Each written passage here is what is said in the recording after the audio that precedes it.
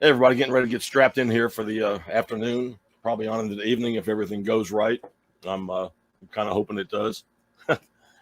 Anyway, just I guess start off, man. There's a lot to reflect on over the past 50 years. I thought I would take this time this month to do it. It was pretty much June. Everybody getting ready to get strapped in here for the afternoon. Let me get that off.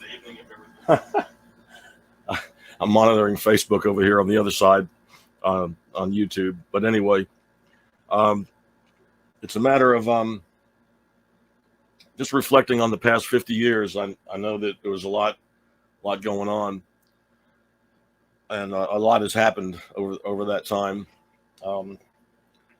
Basically, I started out. I've got the whole story here in the book that I wrote I wrote the book back in 2015. Just I guess the way I describe it is a 9-year-old kid taking guitar lessons and where the musical journey, took me over the years. And really, I just had a full desire just to want to play the guitar. That's about it.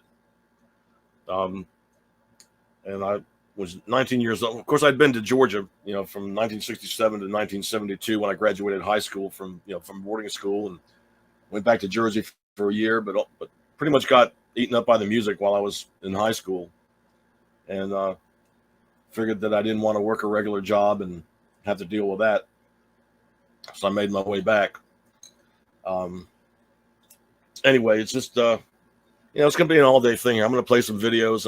I'm still trying to negotiate, how to play some stuff, and I think I'll be able to pull it off. I'll probably take a break now and then, and maybe throw the banner back up, and come back in. But I'm going to try to run continuously as long as everything goes. I can sort of monitor comments over here, which is kind of cool. I see John Muller, my buddy up in Jersey. Been a long time attendee of the shows I did in Jersey for a while, and wife Jolie. I see Frank over in Clarksdale, Mississippi. So good to see you guys. I'm going to go into the book here, and I tell the whole story on chapter 9 of the book Hurricane, and it talks about when I was entering Brookdale College in Lincroft, New Jersey, back in the fall of '72. What really put me over the top was I had gotten this job working in a factory. It was posted on the bulletin board at college, and it was an industrial job, and it was in a horrible factory. And it was what I had to do. They would bring these dump truck loads of these government ballpoint pen casings. This is like a ballpoint pen, but I mean, it was the government, U.S. government ballpoint pen casing. Dump truck loads of them. I mean, just absolutely a mesmerizing pile, and they would dump it right in front of the door. And my job was to take a shovel and shovel these pen casings into a machine. And when the machine got full, I would turn it on, and it would grind it up into a plastic, almost powder, but not quite, but just grindings, just kind of like look like coffee grounds, plastic. And then after that was done, I would take that and shovel it into another machine, and it would go around a process. And at the end of that process, I would open the machine, and it would come out being these marshmallow looking things. This is a guitar pick right here, but a marshmallow looking thing about that size of styrofoam, which is what you pack stuff in to send in packaging. This is what the job was. And this industrial complex in Jersey was just a horrible place.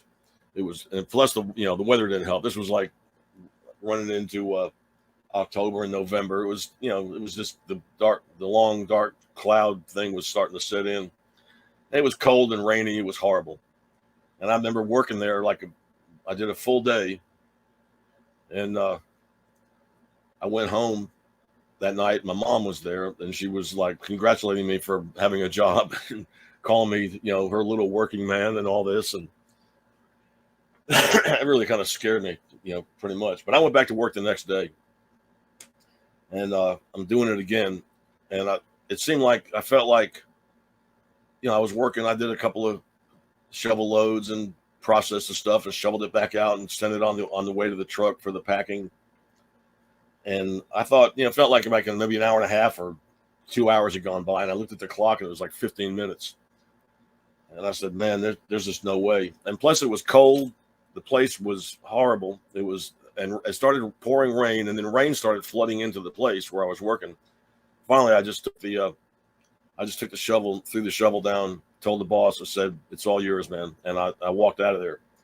And that's how it came about. So anyway, I go home that night, and I'm sitting in my bedroom at home, and I'm just like, I'm thinking, there's just no way I can do this. I can't do a job like that. But my poor dad, worked in an office. Now, my dad was very talented and technical minded, and he had a great career of mechanical designing and drawing. And there are machines out there and motors and engines and things that are still functioning on his design, mainly in the Mack trucks and John Deere. So he was very smart, and he worked in an industrial setting, but he was contributing to it. It wasn't just grunt work, and so I admired him for that.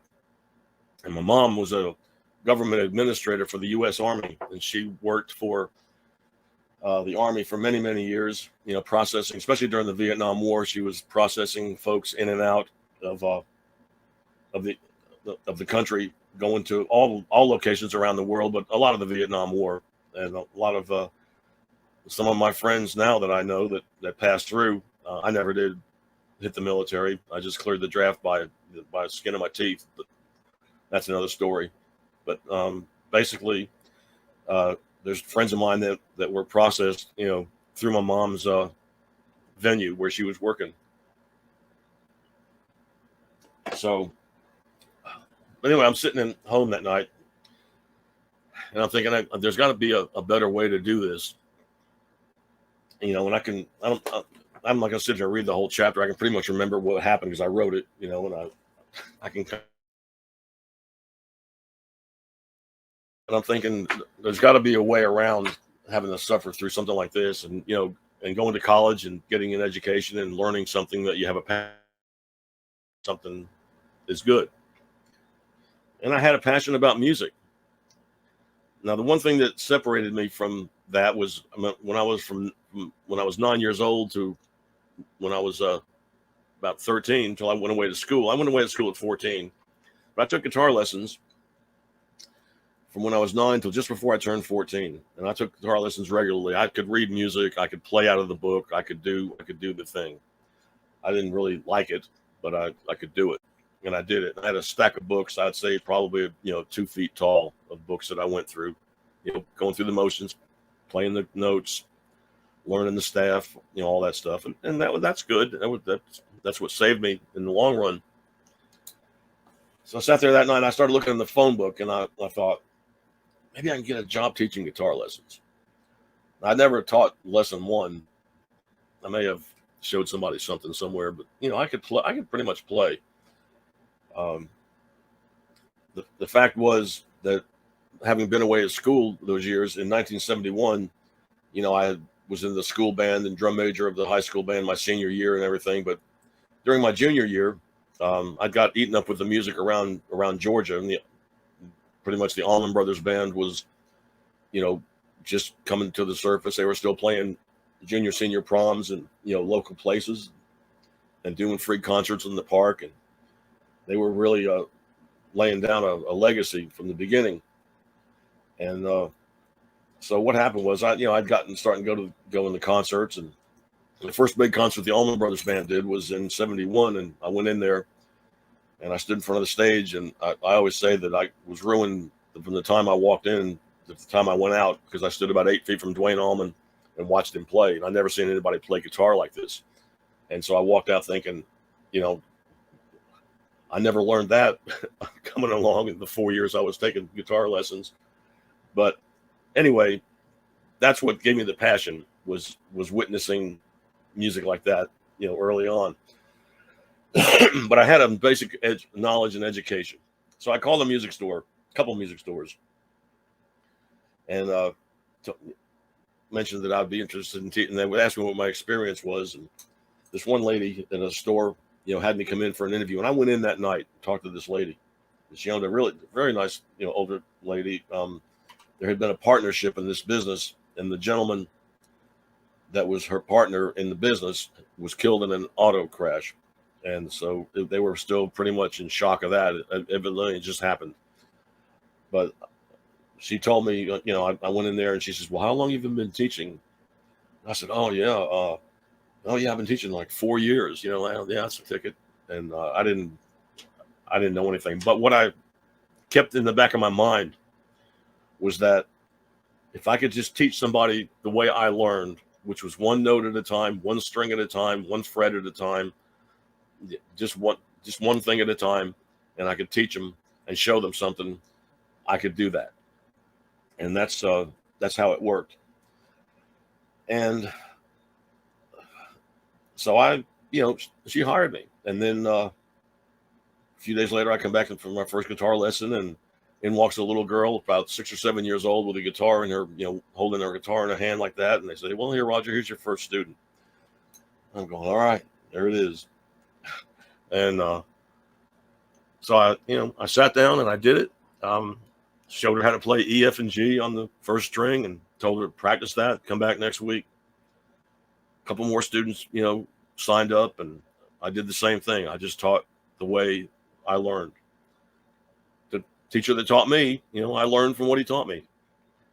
And so anyway, time goes on. I get a pretty good little array of students there that 1 year, but I was ready to, you know, come back to Georgia. So I packed up and headed back. A friend had put me in touch with a gentleman that was running a music studio. He was teaching guitar lessons at a music studio on the north side of Atlanta. And his name was Sid Askew. And he had a good little reputation of teaching guitar. He's kind of an eccentric kind of guy. I really couldn't figure him out, but he was a good player. And it wasn't like he hired me, but he gave me an opportunity to move into this building on the north side of Atlanta in the Buckhead section of town. And so I did that. I moved in, and he said that basically what we're going to have to do here is build a business and start from the ground up. And by doing that, it's a matter of like taking out an ad in a local, you know, entertainment paper and talking to the music stores and just passing the word around and making it happen. And that's what it required. But I was living upstairs in this building, you know, and it was probably about a month or so before I actually got the first student. But I'm sitting there one night and I'm thinking, like, man, what am I doing here? You know, what am I thinking? And I'm 19 years old, but I didn't give up. I just, and finally one day a student signed up and I started teaching him the same way. And, you know, maybe a couple days later, I got the second student. And so I had 2 students. And then I think one student, I got up to about 3 students. I think then one knocked off, you know, after a couple of weeks, you know, just for one reason or another. Seemed to be that they were pleased with my approach and the way that what they learned. But, you know, sometimes they were kids. I think I had one adult, and, you know, a mom was bringing their kid, and sometimes they could make the lesson, sometimes they couldn't. You know, it's just that kind of thing that goes on. And so I think I, you know, lost a student, and I gained a couple more. Finally, along the line, I'm starting to roll a little bit teaching, and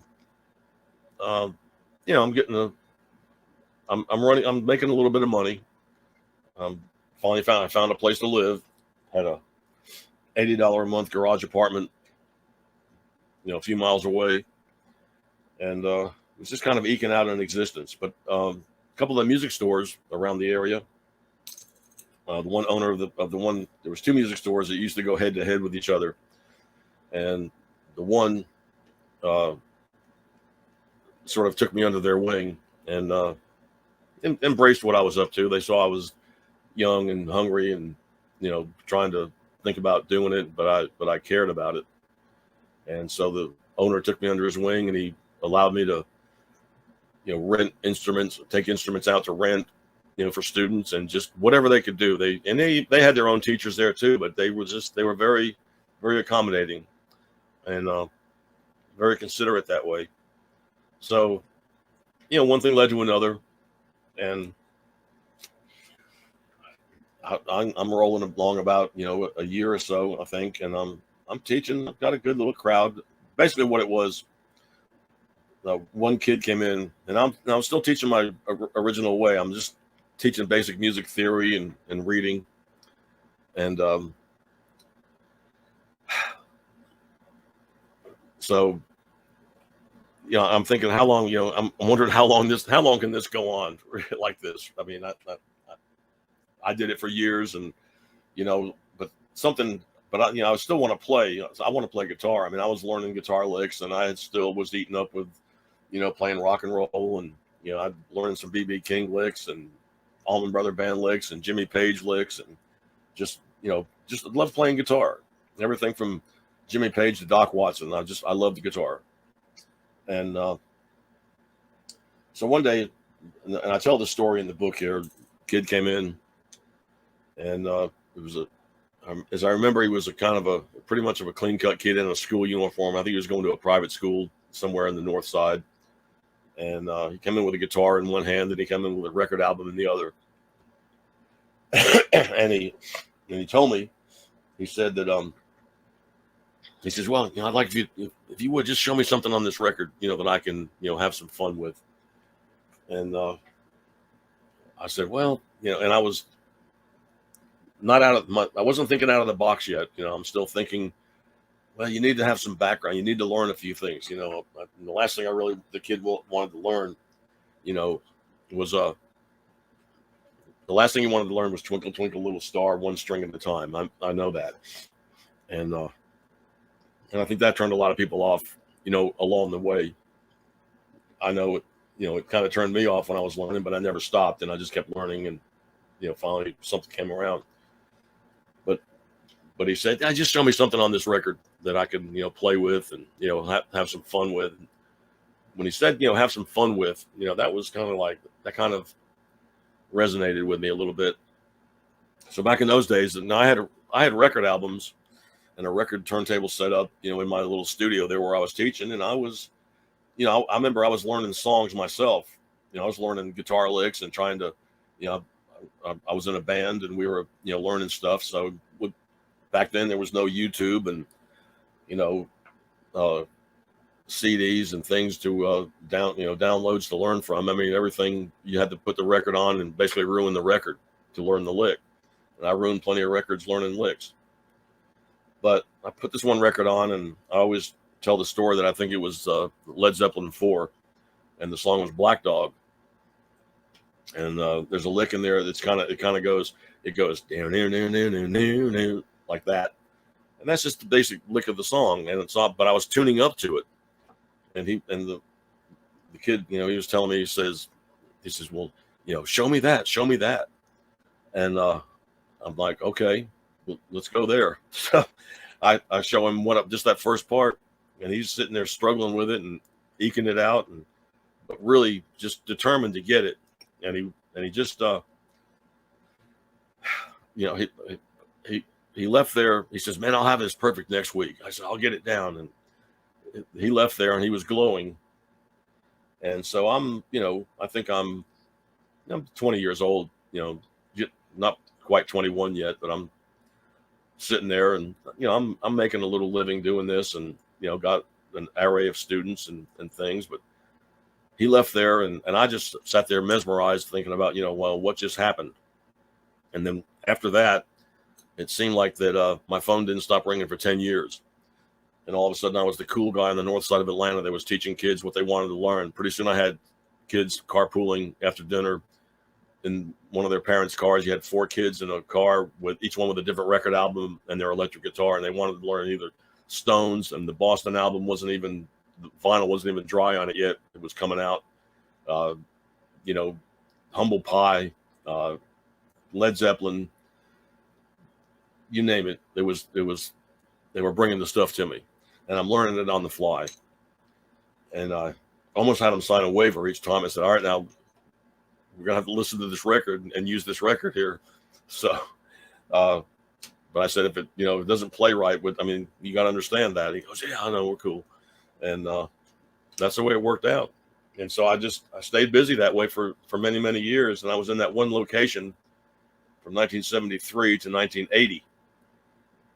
And I'd also gotten a part-time job in 1974 on a radio station on the weekend. So I was teaching guitar lessons during the week and working on a radio station on the weekends. And that was in addition to the broadcast experience I had in early 73 to 74 when I went to work on the Georgia State FM station. And so I had interest in broadcast, and I had interest in music, and I loved doing both. And that's kind of how how it worked out. So from about 1980 to 85, 1980, I moved over to a storefront, still in the north side of Atlanta, on a main street, and I, started selling, books and strings and used instruments and stuff, and still teaching, one-on-one, and I guess I averaged an amount of about 50 students a week. That was my average. There was one time where my schedule actually reflected 80 students a week, and my head was coming off. That wasn't that way for a long time, but at one time there was a lot. And you always have to figure in cancellations and postponements and things, and that's just the nature of the business. And I dealt with it. That was fine, but that was still the schedule I was running, and it's still playing in the band and then playing and broadcasting on the weekends. So on radio, and it was exhausting. But at about 1983, or 85, I should say, I kind of had enough, and I ended up closing the studio, and just because I was really just burnt out. But I didn't stop playing, stopped teaching for a little while, but I transferred the ownership of the registration of the business to my home, and I kept the spark alive as far as keeping that going. And every now and then I would teach a lesson, but I was still playing in a band. And then I went into broadcast full time in Atlanta, I was doing traffic on the radio, and actually working for about 8 radio stations at one time, freelancing. That's when radio stations were going head to head across town with each other, and it was all terrestrial radio. And now they've all been what they refer to as being clear channeled. They're all down the hall from each other under one ownership. But that was back in the day of what I call real radio. And so between that and then, of course, when my first son was born in 1984, and things were just growing, but I kept the business alive and stayed in the broadcast business for a long time. Still was playing in a band, kept that going. Did broadcast until 1986 when I went full time to CNN. And by this time I'm, raising a family. 87. By that time I have two little boys, and still playing in a band, still trying to cut that music thing out, and then now and then teaching a guitar lesson. And then later on, about 1990 or so, I started teaching part-time at another store, an occasional student under my own guitar studio name and kept that going. And then once the internet kicked in, I went online with a website and started doing online lessons and things. So it's never really stopped. It really has really kept going. So that's kind of the story. And, we're talking about 50 years here. So this is the thing I was going to tell you. When I left Jersey, I'm from a little town called Keansburg.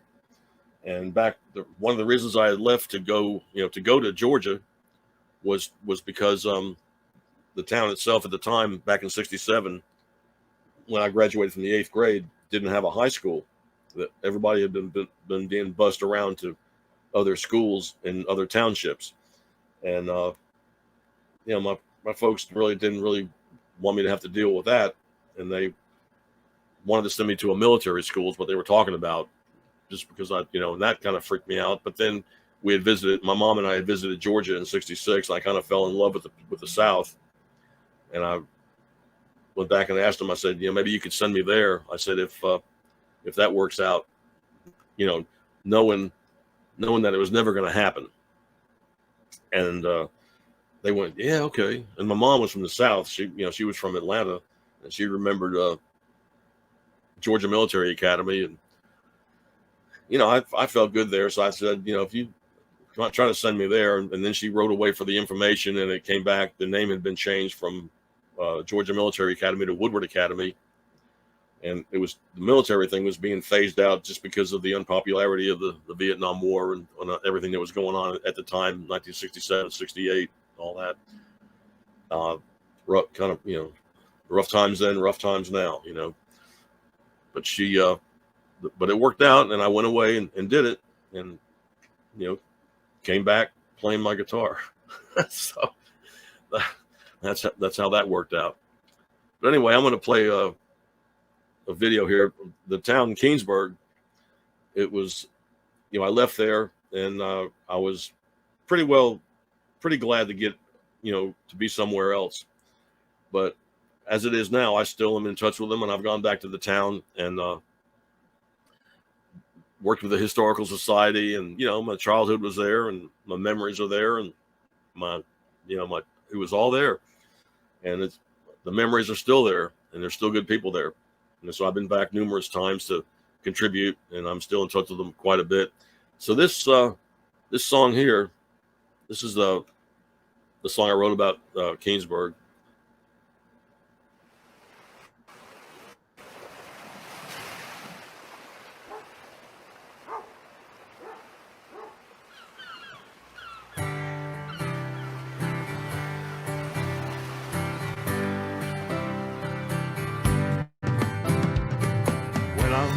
Jersey, driving near the bay shore, I think about the old times there and the way they were before.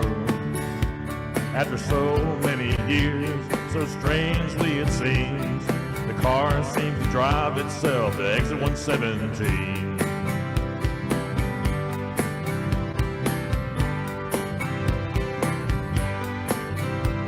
My whole childhood passes right before my eyes. Memories flood in loud and clear. I thought they all had died. All the folks I ever knew, now I think they're playing tricks. They're all riding with me down Highway 36. No matter where I go in this world, I still think about coming home to Keansburg. To love it, you have to leave it. That's what I've always heard. Still, I always find myself coming home to Keansburg.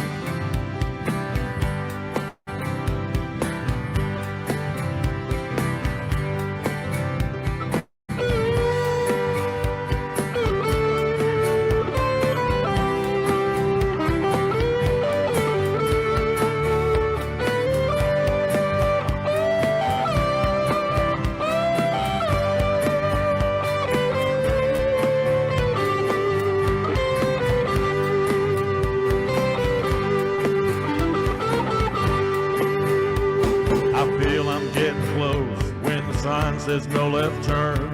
When I get on Main Street, the memories start to churn.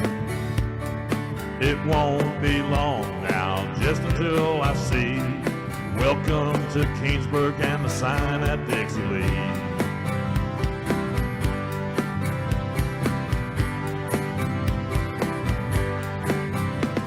From the shores of the Raritan Bay to the Garden State Parkway, the memories I carry now with me will always stay.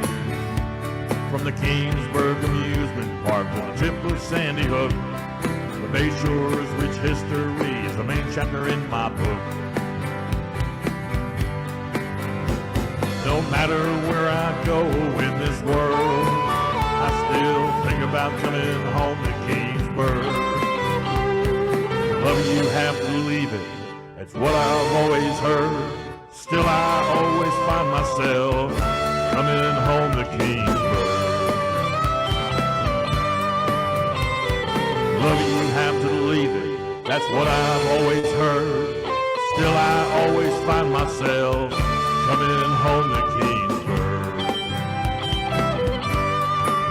I'm coming home, coming home. I'm coming home to Keansburg. I'm coming home. I'm coming home. I'm coming home to Keansburg. I'm coming home. I'm coming home. I'm coming home to Keansburg. I'm coming home. I'm coming home. I'm coming home to Keansburg. Coming home, coming home, I'm coming home to Keansburg. Coming home, coming home, coming home to Keansburg. I'm coming home, I'm coming home, I'm coming home to Keansburg. I'm coming home, coming home. I'm coming home to Keansburg. I'm coming home.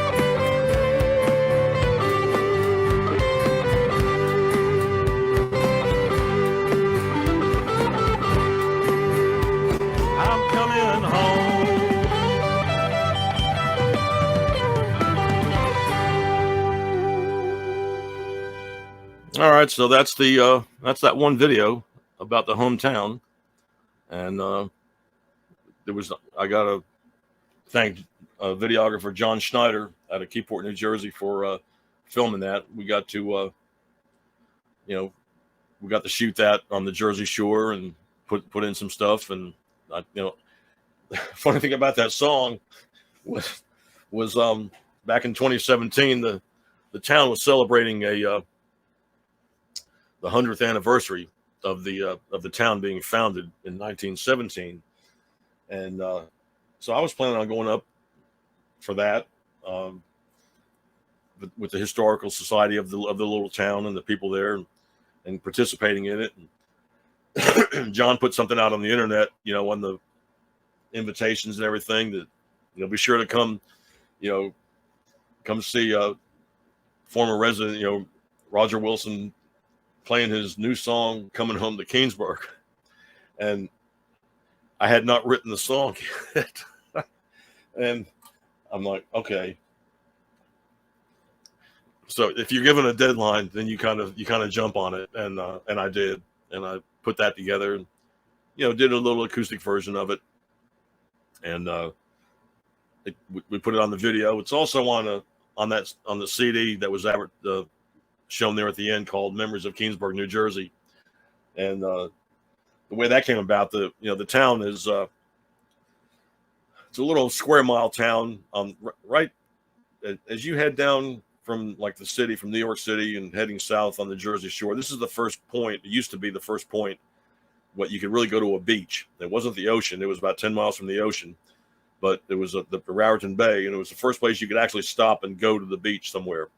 I think there's another town a little bit north of it now, a couple of towns that have opened up since then that offer that. But back then, this is the first place you could stop.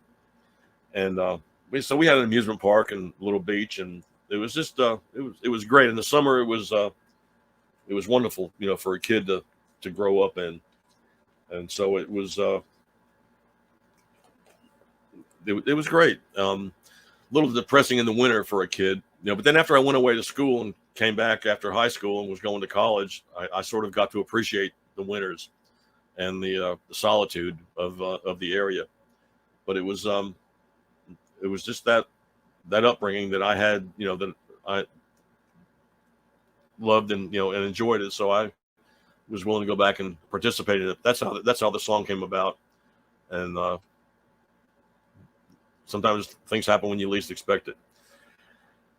So anyway, I'm seeing the comments here. A few of you folks, I appreciate you jumping in. Of course, I saw Frank back there. Frank's originally from New York, a good friend of mine. Met him in California. He was living out there. Now he's over in Clarksdale, Mississippi, at the home of the blues, and just enjoying life over there. Which is that's where something in the water about Mississippi that transcended American music out to the rest of the world. And my buddy Jim Gilson, who Jim and I have been doing some videos together. He's a wonderful videographer, a former CNN colleague, and appreciate the 50th there. So Jim and I have been doing some work together on some projects, and hopefully we'll be continuing to do that too. And John, of course, I'm glad you received your CD. We're going through the end of the year. I've got 28 CDs out, along with a bunch of other singles. I'm thinking by the end of the year, I hope to have maybe 30, but I'm going to release another compilation somewhere, and I think a Christmas EP coming out. And there's about 3 new songs that are in the lurch now that could show up. But weekly right now, we're sending out an email just with a special free shipping and $10 price on all the CDs in chronological order. So this week, the 3rd CD went out, The Business of the Blues. If you're interested in checking on that, you can send me an email at roger@hurricanewilson.com. The email address should be somewhere else, but I'll just put it in there. If you'd like to be on our list and just to stay in touch, would be nice to have you along. But like I said, this is a pretty informal thing happening here today. I'm planning on doing it from now till 10. It's we're almost at the first hour, so 45 minutes in right now. I'm planning on doing it all day. I'm gonna I got some other hour-long videos and things in there that I'm gonna try to show. Yeah, Jim, that ruining records, learning licks. There's a lot of guitar players out there that have ruined a lot of records to learn a lot of licks over the years. That's something that we just used to do. Lacey Delane over in Oklahoma, thank you for checking in. Bill Whitley, man, great drummer, good friend. We played some gigs together. I've got a couple of few students that have done some pretty good things. Randy Chapman in Atlanta was coming to me when he was just a little boy, and we had a couple of good stories to tell about that. But he came to me back when I was back in the 70s. There's a buddy of mine. His name is Will McBride. He's got a Will McBride band. You can check him out. He was a student of mine back in late 70s, early 80s, and then worked on my road crew when I had the Roger Wilson band, and went on to become a successful engineer. And he's got his own band in North Carolina now. I'm getting ready to feature his music on my radio show, which airs weekly. So I'm also still trying to shake a summer cold here that kind of came along. That hasn't happened in a while. But there's And there's a few folks out there that are still playing that keep in contact with me. A lot of them, like I said, were little kids at the time, and now they've got their own families and still show up. And just I guess after all the years, and somebody comes up, and I think that I'm there's another gentleman that's right now. His name is John Seckman, and this is the funny story. He's playing bass with a very well-known and acclaimed Chicago tribute band, doing music of the group Chicago. And I was doing a gig with them on New Year's Eve in Macon, Georgia, and I had the book laid out. And he started browsing through it, and he saw that there was a chapter in there about teaching guitar lessons. And he told me, he says, "Man," he says, "I took guitar lessons from you in the 70s." And I'm like, whoa. So there's some guys out there that are doing it. The main thing was, I wasn't trying to really push anybody to be a prodigy or take the world by storm or anything. I think I was just trying to pass on what I knew and had a lot of fun doing it. It's still fun. I still like playing guitar. And if I can just keep it simple and stick to that, then I'm okay. I'm not really teaching full-time anymore. I still have the studio website up, and I am taking on a student now and then. I'm not doing a weekly routine thing like I did for so many years, but if there's somebody out there that has a question about something and they want to, grab a update or a refresher or something, I'm all about doing that. Did some online stuff, and I've got, a couple things happening, but, I did it for so long and enjoyed it. And I figured there's a lot of young teachers out there now that are doing some really cool stuff too.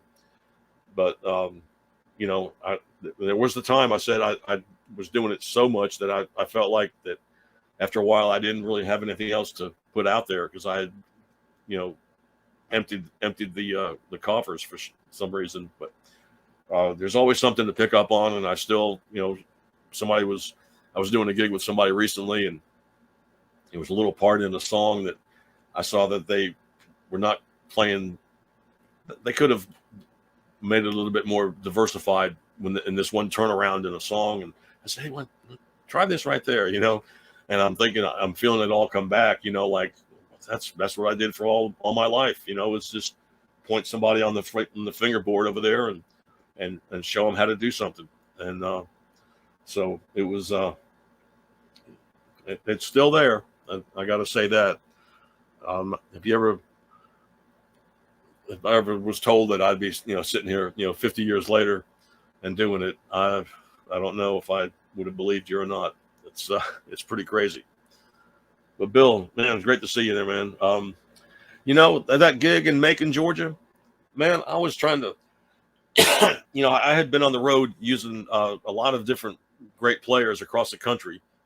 I mean, I had some good rhythm sections in California, and I had some great rhythm section in the Northeast. And there was guys, like yourself around Atlanta, that would fill in and do it with me. And I was trying to remember who was playing drums with me on that gig. But yes, we were in Macon, Georgia, and Ronnie Hammond, the vocalist from the Atlanta rhythm section, was our sound man that night. And that was the last time. Unfortunately, he's no longer with us. And he was such a great guy, such a great singer, just a sweetheart of a guy. But he was he was suffering a rough patch at the time, I remember. And I know he's sorely missed, but was a really great guy. And I remember those guys, the Atlanta rhythm section, now that we speak of them, the original guys, they had embraced me for some reason. Barry Bailey, especially. Of course, Buddy Bowie was the backbone of it, head songwriter, and basically the guy that created it at Studio One. And of course, I had J.R. Cobb. I was just, I guess, young and hungry, and they knew that I was sincere. I know I was probably a pain in the neck, but they let me come in and listen. And I remember being in the Studio One back in the 70s while they were recording the song Champagne Jam.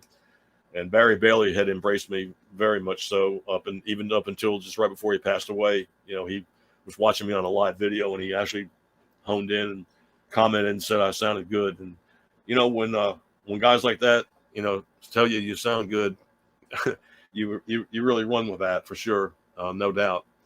But yeah, those guys, they were inspiration too. I mean, as far as writing, as far as studio techniques, Rodney Mills, who I'm not sure is listening today, but down at Fernandina Beach, he and Mary, we stay in touch a little bit. And Rodney Mills was in the studio, and I was in there, and they let me come in and just sit and listen. They didn't do this with just anybody. I mean, they could have just said, get out of here, kid, and I'd been out of there. But Buddy liked me, and they embraced me. I think they knew that I meant well, and I was trying not to be a pain in the neck, but they let me sit in and listen. And I was sitting in there with Barry while he was working on guitar licks for, I think it was the Ballad of Lois Malone on the Champagne Jam album. But then another night I was in there, and Ronnie was in the booth singing, doing vocals, and Rodney Mills was there, and I'm over in the corner. I'm sitting there quiet. They don't even know I'm there. I mean, I'm there, but I'm not there. And I wanted to keep it that way. And Rodney was working with Ronnie Hammond, and Ronnie was in the booth, and they were doing something on the album Champagne Jam. It might have been the song I'm not really sure which one it was, but could have been. It was definitely that album. And Ronnie would sing a line, and it would sound good. It sounded great to me. Now, by this time, I'm about 22, 23 years old. I'm playing professionally. I'm teaching. I'm a kid, but I got an ear, and I'm learning. And I hear him sing a phrase, and sounds great, but he'd stop it. He'd go back and he'd go, Ronnie, you got to do this. He's talking about some little inflection, some little thing in the voice. I didn't hear it. I mean, I'm going, sounds good to me.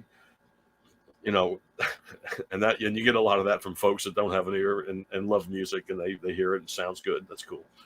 But you're really honing in on each little molecule or decibel of sound, or whatever the unit is they talk about, in there, on an inflection or something, or a phrasing that he was talking about. And they must have gone through this one line, must have been 10 times.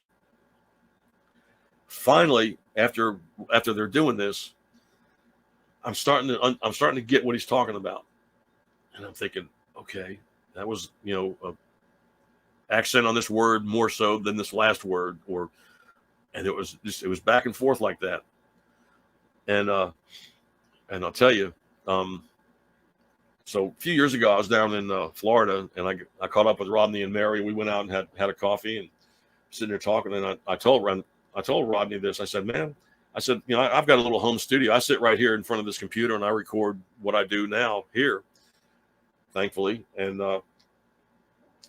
I told him, I said, man, you didn't know what you were doing at that time for me, because I was listening, I was watching what you were doing, and I was amazed. So when you hear one of these records, one of these songs on the radio, now Rodney had done the Leonard Skinner, the final album, Street Survivors.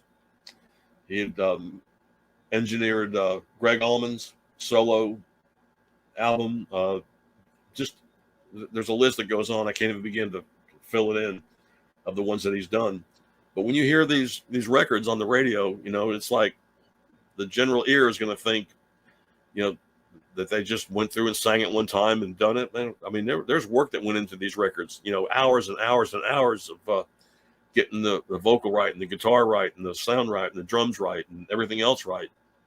I'm trying to keep it a little bit simpler and just try to get it on the first several takes, and hopefully, and then I'm learning how to add a little bit of EQ here, and I'm learning stuff still at my age, but at least I'm still learning. And I go back and listen to my old recordings that I did here, about 5 or 6 years ago in this little studio rig that I have, and I'm learning a lot more. So, but I told Rodney that. He didn't realize it. He says, man, I really needed to think about maybe, that I was, more inspirational than I thought I was. And I said, well, you weren't worried about it. You were trying to get that vocal right with Ronnie, and I was there. I was just picking up what you were doing, and I'm still using it. And so he was pleased to hear that, and I was pleased to tell him about it. So that was kind of cool. But yeah, Bill Rodney, man, I'll tell you, he's still he had pretty much an illness over the past year or so, but I know that he was recovering and back in his mastering booth a little bit. I see Charlie Frank there. Charlie, wow, man. Yeah, you're naming all the stuff. Fat Rick's Barbecue. Yeah, Rick Betts. He might be on here sometime today. I think I invited him. Riverfront Blues Festival. Bayou. Oh, yeah, Bayou Blues. Is that the one? That was the one in Maryland. I forgot about it. I couldn't remember the name of that place. And then, of course, Clingers and the Relax. I've still been going to the Relax up until a few years ago, right before COVID. We're still going through there doing a solo on the way to the Northeast. Haven't been on the road that much the past few years, just mainly because I guess the roads got a little bit tougher for folks out there. But the technology is to where I think I've been able to reach more people from home here. I'm still doing the radio show. You can pick up on that. There's a Facebook page for it. I'll type it in the comment here. I'm on a station out of Iowa every Tuesday night. And it's entitled Roger Hurricane Wilson's American Music Show. You can Google it and find it on Facebook. It's every Tuesday night at 10 p.m. Eastern, 9 p.m. Central out of Davenport, Iowa.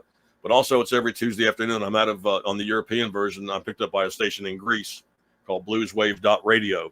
They're playing some great stuff too. They're about 8 hours ahead of us, something like that. But at 3 p.m. Eastern, I think it's 10 o'clock. So it's 7 hours difference. 3 p.m. Eastern on blueswave.radio. I'll put that in there for you.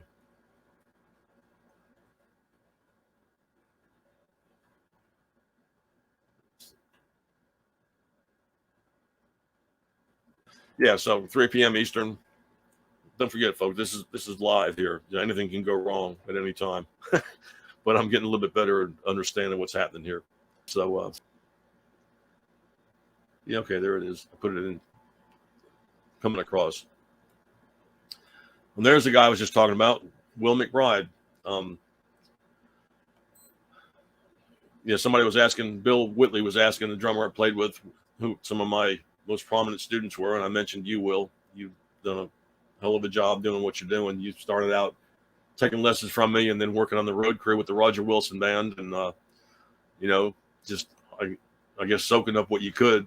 And it's like the story I was just telling about Rodney Mills. He didn't really realize that he was reaching somebody the way he was reaching me, as far as what I learned from him. And I guess that's kind of the situation when you said the same thing about me. So a lot of times we're doing what we do and don't really know who or what we're doing or reaching. So that's kind of a cool thing. It seemed like I think I was learning something every night too, doing that. But I guess so we're coming up in the first hour here. I'm gonna try to keep this thing running until 10 o'clock, off and on. I'll try to come back in the top of each hour or during each hour for sure.